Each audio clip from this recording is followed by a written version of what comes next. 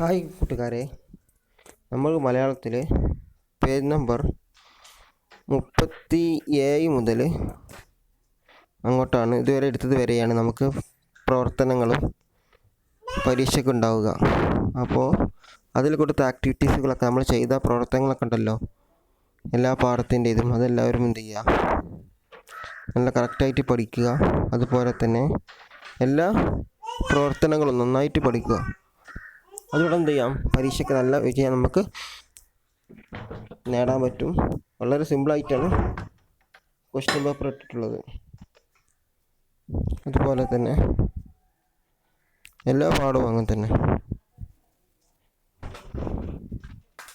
അതുപോലെ തന്നെ ഈ വാർമുകിൽ എന്ന ഈ ഭാഗത്തുള്ള ഇത് പരീക്ഷയ്ക്ക് ഉണ്ടാകും. അപ്പോൾ ഇത് നന്നായിട്ട് പഠിക്കുക. ഇതിൻ്റെ ആക്ടിവിറ്റീസ് നമ്മൾ ഫോട്ടോ ഇട്ടുകാണ്ട് വീഡിയോസിൽ ചെയ്തു തന്നിരുന്നു.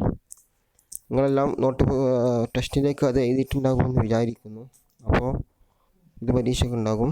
അതുപോലെ തന്നെ നമ്മൾ കളിച്ച കൃഷി അതൊക്കെ പരീക്ഷയ്ക്ക് ഉണ്ടാകും.